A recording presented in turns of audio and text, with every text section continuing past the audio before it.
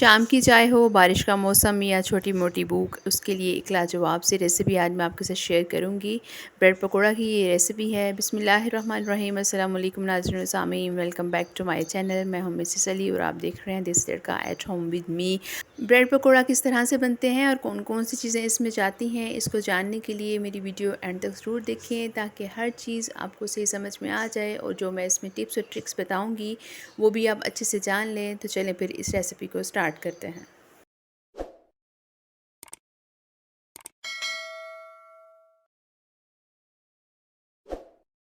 सबसे पहले इसकी हम स्टफ़िंग तैयार करेंगे। तो स्टफ़िंग के लिए मैंने 3 से 4 अदद आलू ले लिए हैं जिनको अच्छे से मैंने बॉईल कर लिया था।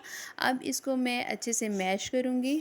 पोटैटो स्नैक्स किसी भी किस्म के हों, बच्चों को बहुत पसंद आते हैं और आजकल जैसे गर्मी का भी मौसम है और बच्चे बाहर की चीज़ें खाते हैं तो पेट भी ख़राब हो जाता है। तो इससे बेहतर है कि आप घर में बच्चों को फ़्रेश चीज़ें बना कर दें। उनके लंच बॉक्स के लिए अच्छी सी तैयारी करके घर से ही उनको भेजें ताकि उनको इस किस्म के जो मामलात हैं उनका सामना ना करना पड़े।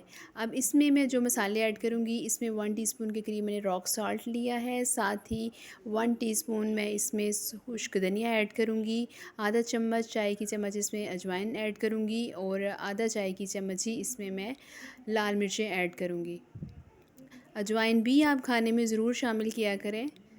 इससे भी जो हाज़मे के मामलात हैं बच्चों के, बड़ों के, वो भी ठीक हो जाते हैं। अब इसमें हरा धनिया ऐड करना है। हरा धनिया मेरे पास 4 से 5 खाने के चम्मच हैं, वो मैं इसमें ऐड करूँगी।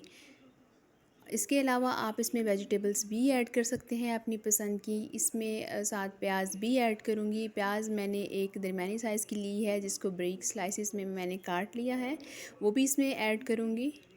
आप चाहें तो इसमें गाजरें कद्दूकश करके वो ऐड कर सकते हैं, मटर ऐड कर सकते हैं, चिकन भी आप इसमें ऐड कर सकते हैं। अब थोड़ी सी इसमें हल्दी भी ऐड करूँगी। अब इन तमाम चीज़ों को हाथों से अच्छे से मिक्स कर लेना है और ये हमारी एक अच्छी सी स्टफ़िंग तैयार हो जाएगी।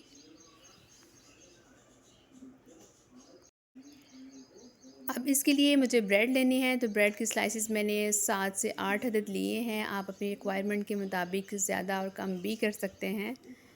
अब इन ब्रेड स्लाइसेस को इस तरह से हमने काटना है। उसके लिए एक तरीका ये है कि आपने एक ब्रेड का स्लाइस लेना है और इसके ऊपर जो हमने अमेज़ा बनाया है आलूओं का, वो अच्छे से लगा लेना है। इस तरह से इसकी तमाम कॉर्नर्स को, तमाम साइड्स को हमने इस स्टफिंग के साथ अच्छे से फिल कर लेना है।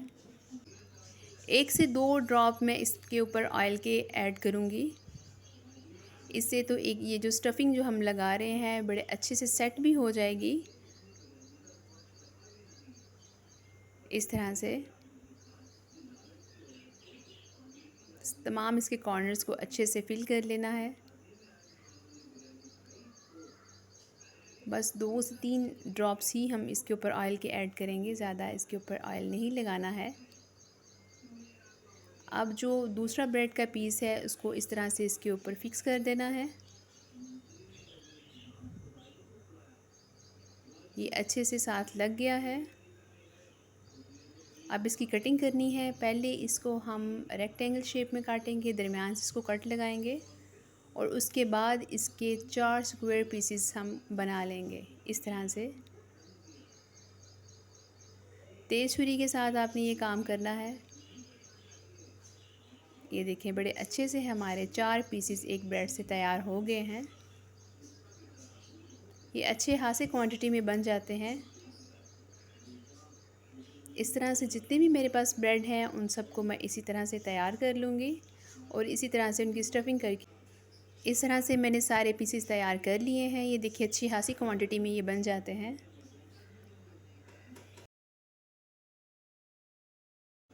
अब इसकी कोटिंग करनी है। तो कोटिंग के लिए मैंने बेसन लिया है, जो मेरे पास 5 से 6 टेबलस्पून मैंने बेसन लिया है और इसमें हाफ़ टी स्पून के करीब मैं नमक ऐड करूँगी। हाफ़ टी स्पून ही इसमें मैं लाल मिर्च का ऐड करूँगी।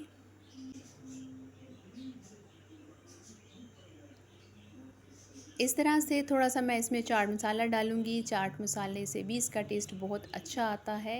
यही बस चीज़ें हैं जो इसमें मैंने ऐड करनी है और साथ ही हाफ़ टी स्पून के करीब इसमें हल्दी भी ऐड करूँगी। इससे इसका कलर बड़ा अच्छा आएगा और इसकी अब हमने एक अच्छी सी लिक्विड डो तैयार कर लेनी है। इसको बहुत ज़्यादा ना तो हमने गाढ़ा करना है और ना ही बहुत ज़्यादा इसको हमने पतला रखना है।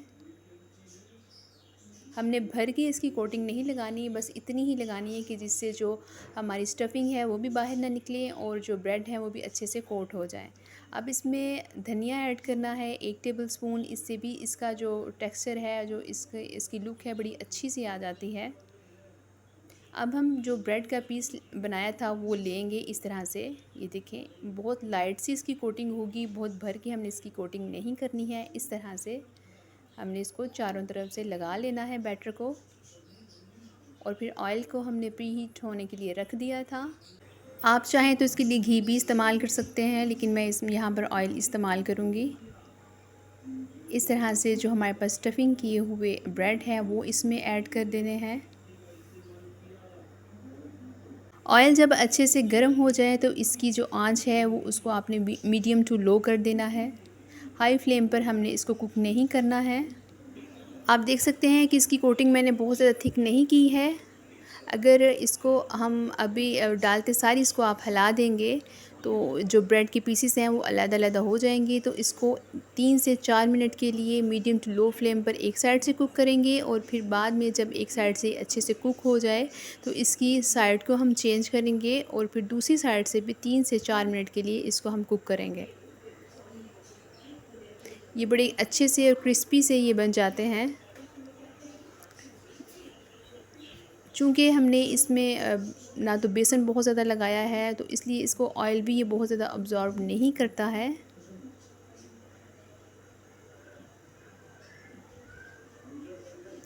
बड़े अच्छे से हमारे ये ब्रेड रेडी हो गए हैं। इस तरह से जो बाकी के ब्रेड हैं उनको भी मैं ऐसे ही फ्राई करूँगी।